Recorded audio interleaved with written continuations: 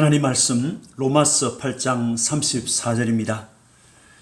누가 정죄하리요? 죽으실 뿐 아니라 다시 살아나신 이는 그리스도 예수시니 그는 하나님 우편에 계신 자요 우리를 위하여 간구하시는 자시니라.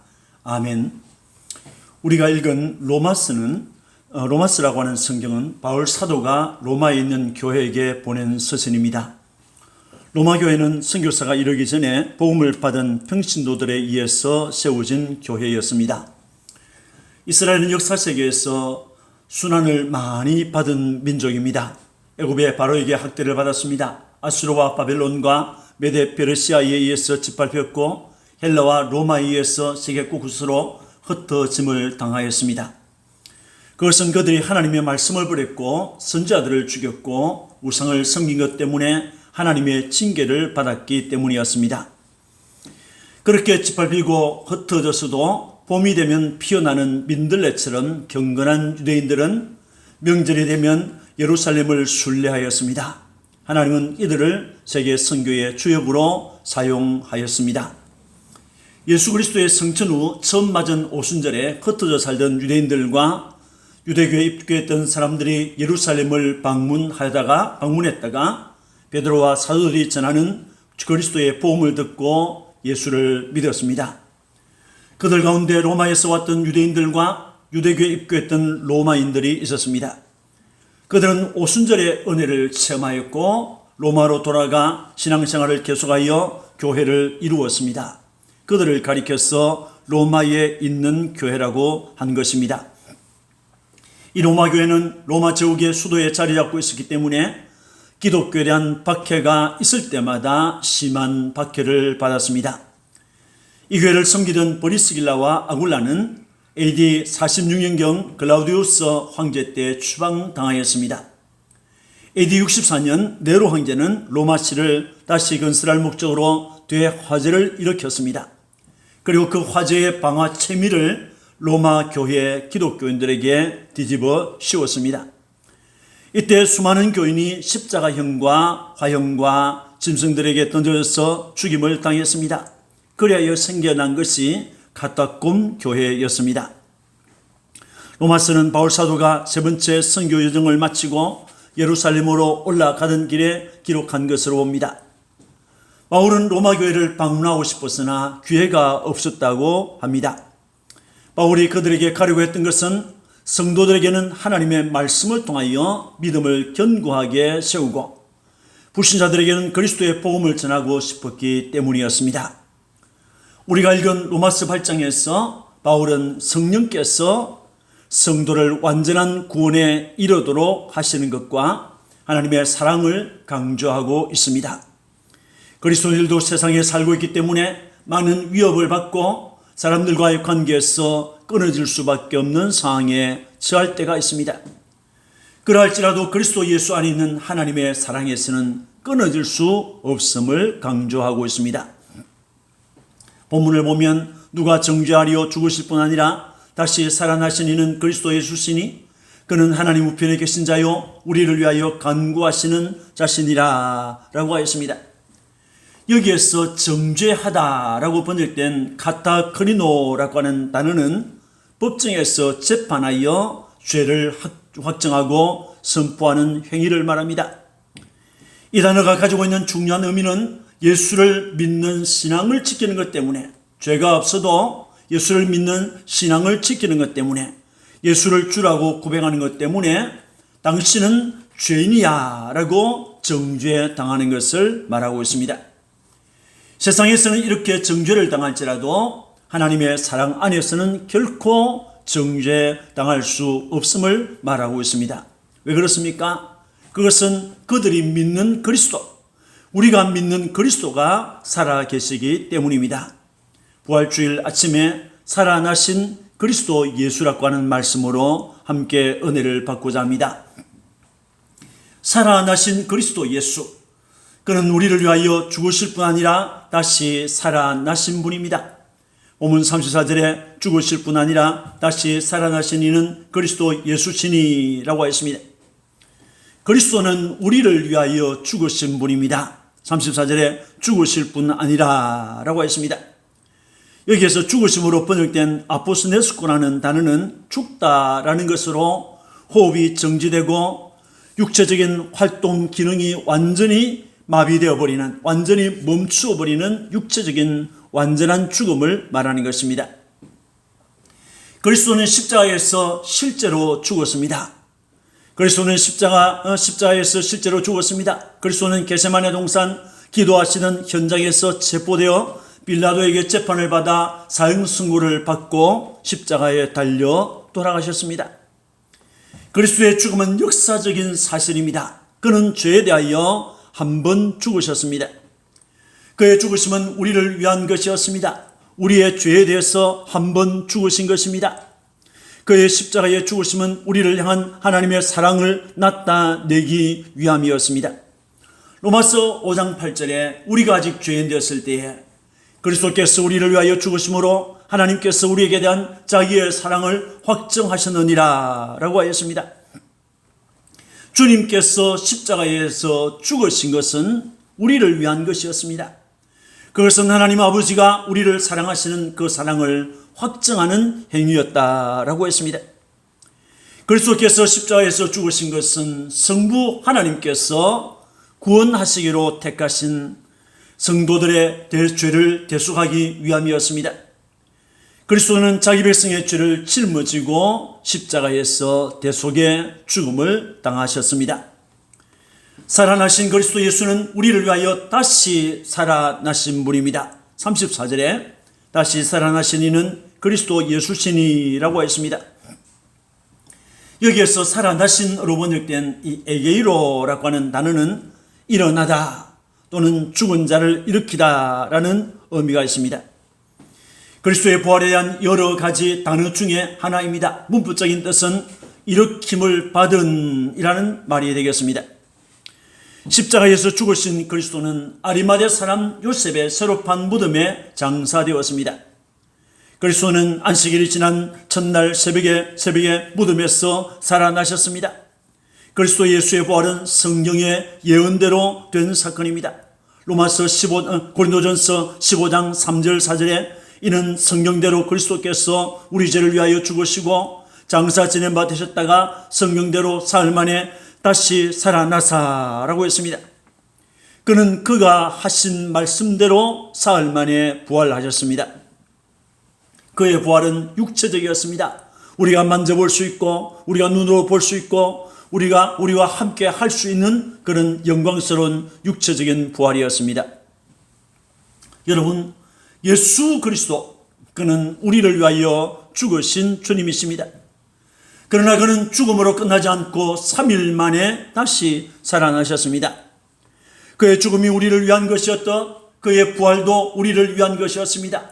그의 죽음은 우리의 구원을 위한 것이었고 그의 부활은 우리의 의와 부활을 위함이었습니다. 로마서 6장 10절에 그가 죽으심은 죄에 대하여 단번에 죽으심이요 그가 살아계심은 하나님께 대하여 살아계심이니 로마서 4장 25절에 예수는 우리가 범죄한 것 때문에 내줌이 되고 또한 우리를 어렵다 하시기 위하여 살아나셨느니라 라고 했습니다.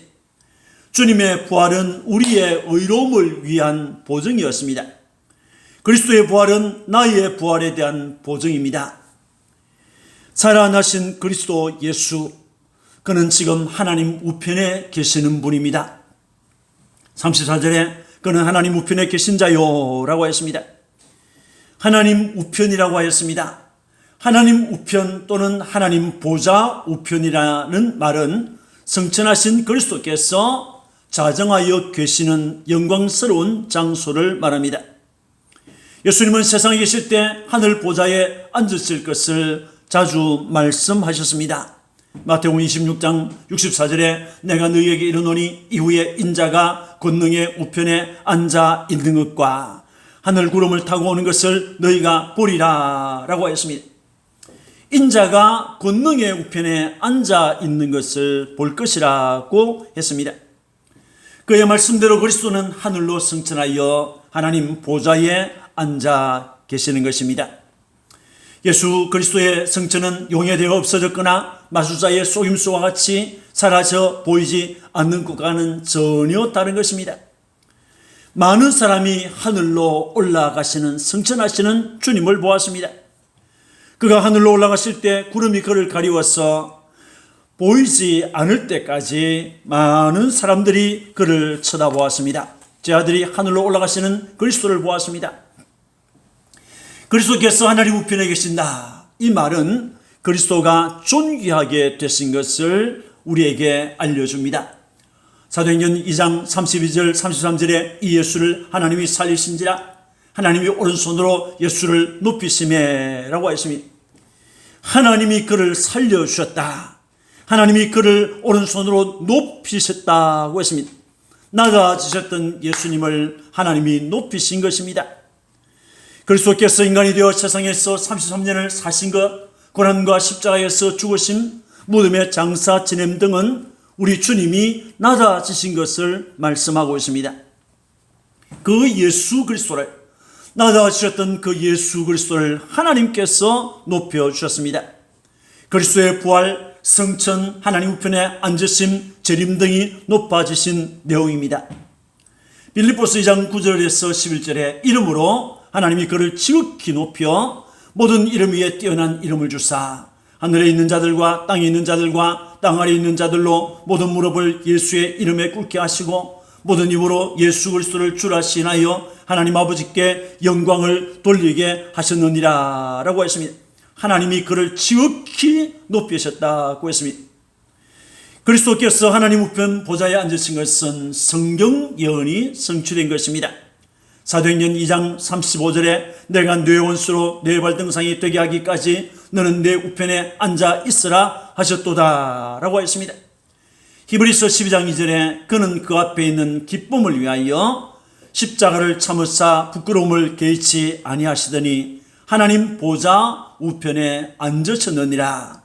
에베소서 1장 20절에서 22절에 그의 능력이 그리스도 안에서 역사하사 죽은 자들 가운데서 다시 살리시고 하늘에서 자기의 오른편에 앉히사 모든 통치와 권세와 능력과 주권과 이 세상뿐 아니라 오는 세상에 일컫는 모든 이름 위에 뛰어나게 하시고 또 만물을 그의 발 아래에 복종하게 하시고 그를 만물 위에 교회의 머리로 삼으셨느니라 라고 했습니다. 그리스도는 하나님의 능력으로 부활하셨습니다. 그리스도는 하나님의 능력으로 승천하셨습니다. 그리스도는 하나님의 능력으로 하늘 보좌 우편에 앉았습니다. 하나님은 그 예수 그리스도를 모든 이름 위에 뛰어나게 하신 것입니다. 그리스도께서 하나님 우편에 앉아 계신다 라고 하는 것은 그가 지금 살아서 존재하고 있음을 우리에게 알려주고 있습니다. 본문 34절에 그는 하나님 우편에 계신 자요 라고 했습니다. 여기에서 계신 자요 라고 번역된 이 에스틴이라고 하는 헬라어는 그는 뭐이다 또는 그는 있다 라고 하는 존재와 상태를 나타내는 동사입니다. 그는 지금 하나님 우편에 있습니다. 그는 창조전부터 하나님과 함께 계셨던 분입니다. 그는 창조자로서 존재하였습니다. 그는 세상에서 자기 백성과 함께 하셨고 성천 후에는 하나님께서 성천 후에는 성령을 보내어서 우리와 함께 하시고 지금 하나님 보좌 우편에 계시다가 마지막 날 그를 믿는 자와 믿지 않는 자를 심판하기 위하여 다시 오실 것입니다. 그리스도는 결코 잠적해 버린 것이 아닙니다. 사라져 버린 것이 아닙니다. 지금 눈으로는 볼 수 없지만은 그는 살아 계십니다. 그리스도는 지금 그리고 영원히 살아 계시는 분입니다. 히브리서 1장 3절에 지극히 크신 이의 우편에 앉으셨느니라. 그 하나님 보좌 우편에 지금 살아서 계시는 것입니다. 그리스도께서 하나님 우편에 계신다 하라고 하는 것은 그가 살아서 그의 나라와 그의 백성을 그의 보좌에서 통치하고 있음을 우리에게 알려주고 있습니다. 히브리서 10장 12절에 13절에 오직 그리스도는 죄를 위하여 한 영원한 제사를 드리시고 하나님 우편에 앉으사 그 후에 자기 원수들을 자기 발등상이 되게 하실 때까지 기다리시나니 라고 했습니다. 그리스도는 죄를 위하여 한 영원한 제사를 드리셨다라고 했습니다. 이 말씀은 그리스도께서 십자가에서 대신 속죄를 위하여 죽으신 것을 말하고 있습니다. 그 후에 그리스도는 부활 승천하여 하나님 우편에 앉아 원수들을 자기 발등상이 되게 하실 때까지 기다린다고 했습니다.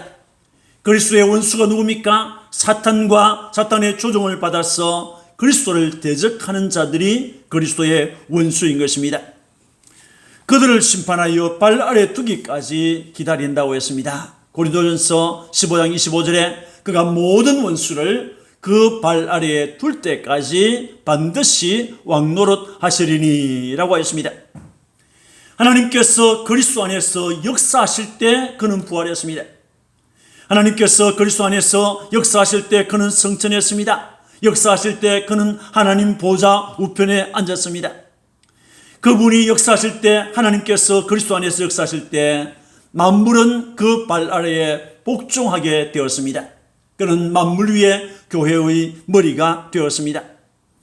이것은 그리스도께서 그의 주권으로 세계와 그의 나라인 교회를 지배하고 계시는 것을 말합니다. 그리스도께서 하나님 우편에 계시다 라고 하는 것은 그가 재림하여 믿는 자와 믿지 않는 자를 심판하실 날을 기다리고 있음을 우리에게 알려주고 있습니다. 마태복음 25장 31절에서 33절에 인자가 자기 영광으로 모든 천사와 함께 올 때에 자기 영광의 보좌에 앉으리니 모든 민족을 그 앞에 모으고 각각 구분하기를 목자가 양과 염소를 구분하는 것 같이 하여 양은 그 오른편에 염소는 왼편에 두리라 라고 했습니다. 마지막 날 그리스도는 영광 중에 그의 천사들과 함께 이 세상에 오실 것입니다. 그날 그리스도는 영광의 보좌에 앉아서 모든 민족을 자기 앞에 모으고 심판하실 것입니다. 그 결과 그리스도 예수를 믿는 의인들은 영생하는 나라를 상속할 것입니다. 그러나 믿지 않는 자들은, 믿지 않는 악인들은 영벌에 들어가게 될 것입니다. 하나님 우편에 앉으신 그리스도, 그리스도께 복종하려 하지 않는 세상과 그리스도의 존재와 사역을 무시하는, 대적하는 세상을 절대 주권으로 심판하실 것입니다. 그는 책의 표현대로, 책에 써있는 대로 심판하실 것이라고 했습니다. 요한계시록 20장 12절에 죽은 자들이 큰 자나 작은 자나 그 보좌 앞에 서 있는데 책들이 펴있고 또 다른 책이 펴졌으니 곧 생명책이라. 죽은 자들이 자기 행위를 따라 기록된 책의 책들에 기록된 대로 심판을 받으니라고 했습니다. 여러분, 그리스도는 지금 하나님 우편에 계시는 분입니다. 하늘로 승천하신 그리스도께서 계시는 곳이 하나님 우편입니다. 그리스도께서 지금 계시는 곳은 세상이 아닙니다. 그는 부조리하고 불합리하고 억울하고 고통스러운 것이, 고통스러운 일들이 많은 세상이 아닌 하나님 나라에 계십니다. 거기는 눈물도 없습니다. 거기는 아픔도 없습니다. 거기는 슬픔도 없습니다. 거기는 죽음도 이별도 없는 곳입니다. 하나님의 영광으로 가득한 곳입니다. 하나님으로 인하여 기쁨이 충만한 곳입니다. 하나님께서 믿음을 지킨 성도들과 함께 하는 곳입니다. 그곳에서 그리스도는 왕으로서 세상과 그의 나라를 그의 뜻대로 다스리고 계시는 것입니다. 그는 그곳에서 악인과 의인을 심판하러 다시 오실 것입니다.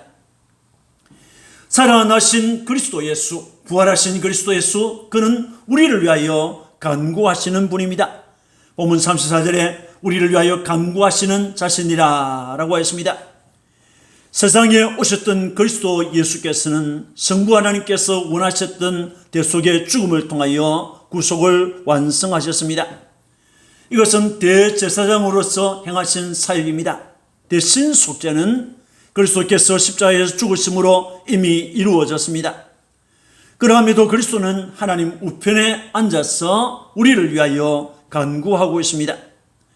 이것은 우리의 구원이 완성되지 않았기 때문이 아니라 이미 이루어진 영혼의 구원에 이어서 육신까지 영화에 이르기에 합당하도록 간구하고 계시는 것입니다.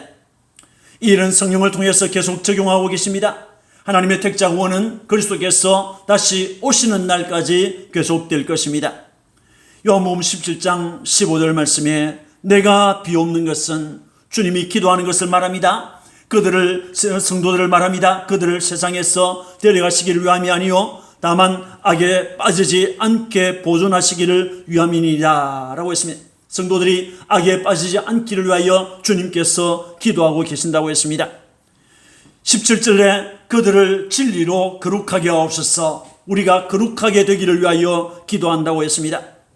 또 20절에 내가 비옵는 것은 이 사람들만 위함이 아니요 또 그들의 말로 말미암아 나를 믿는 사람들도 위함이니 라고 했습니다. 주님께서 기도하는 것은 우리를 위한 기도인가 동시에 우리 때문에 주님을 믿게 된 사람들까지도 위하여 기도한다고 했습니다. 주님의 기도는 우리를 위한 것입니다. 주님의 기도는 우리의 구원 완성, 성화와 영화를 위한 것입니다. 이를 위한 기도는 그리스도께서 지금 하늘에서 계속하고 있는 것입니다. 그래서 우리를 위하여 간구하시는 자신이라 라고 한 것입니다. 이것이 우리를 위한 그리스도의 중보 기도인 것입니다. 여기에서 우리를 위하여 라고 하는 말은 우리 때문에 또는 우리를 대신하여 라는 의미죠. 우리를 위하여 기도하신다는 말은 우리 때문에 기도하신다는 말이죠. 우리를 대신하여 하나님 아버지께 간구하신다는 말이 되겠습니다. 이게 간구하신다라고 번역된 엔팅카노라고 하는 단어는 호소하다, 중재하다라는 의미가 있습니다. 우리를 위하여 하나님 아버지께 호소하고 계신다는 말이죠. 우리를 위하여 하나님 아버지께 중보 기도를 하신다는 말입니다. 히브리서 7장 24절 25절에 예수는 영원히 계심으로 그 제사장 직분도 갈리지 아니하느니라. 자기를 힘입어 하나님께 나아가는 자들을 온전히 구원하실 수 있으니 이는 그가 항상 살아계셔서 그들을 위하여 간구하심이라 라고 했습니다. 우리가 온전케 되기를 위해서 주님은 살아계셔서 우리를 위하여 계속해서 간구하신다고 하였습니다. 여러분, 하나님 보좌 우편은 그리스도께서 우리를 위하여 간구하시는 장소입니다. 거기서 그리스도는 우리를 위한 중보자로서 하나님 아버지께 호소하고 있습니다. 그것은 우리의 구원 완성을 위한 것입니다. 사랑하는 성도 여러분, 살아나신 그리스도 예수, 그는 우리를 위하여 십자가에서 죽으시고 부활하신 분입니다. 살아나신 그리스도 예수, 그는 지금 하나님 우편에 계시는 분입니다. 거기서 세상과 나라를 통치하고 있습니다. 살아나신 그리스도 예수, 그는 거기서 우리를 위하여, 우리의 구원 완성을 위하여 계속해서 기도하고 계시는 분입니다. 우리는 우리를 위하여 죽으셨으나 다시 살아나신 그리스도 예수를 믿는 자들입니다. 우리는 지금 하나님 우편에 살아계신 그리스도를 사랑합니다.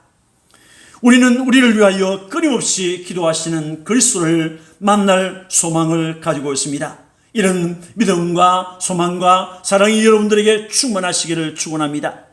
그 주님을 믿고 그 주님을 사랑하고 그 주님을 소망하며 전하기를 힘쓰는 여러분들이 되시기를 주님의 이름으로 축원합니다. 아멘. 기도하겠습니다. 살아나신 그리스도 예수, 우리 주님께 영광을 돌립니다.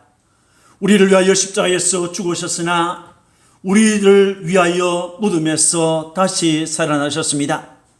살아나신 그리스도 예수, 그는 지금 하나님 우편에 계시는 분입니다. 거기서 세상과 하나님의 나라를 통치하고 있습니다. 살아나신 그리스도 예수, 그는 지금도 하나님 우편에서 우리를 위하여, 우리의 구원 완성을 위하여 간구하고 계시는 분입니다. 주님 참으로 감사합니다. 우리를 위하여 죽으시고 우리를 위하여 다시 살아나신 주님을 믿게 하심을 감사합니다. 우리는 지금 하나님 우편에 살아계신 주님을 사랑하고 있습니다. 우리는 우리를 위하여 끊임없이 기도하시는 주님을 만날 날을 소망하고 있습니다. 주님, 우리에게 오시옵소서. 주님, 우리에게 은혜를 주옵소서. 부활의 은총이 믿지 않는 세계 속에까지 확실하게 증거되도록 도와주옵소서. 감사하고 구주 예수님 이름으로 축복하고 기도합니다. 아멘.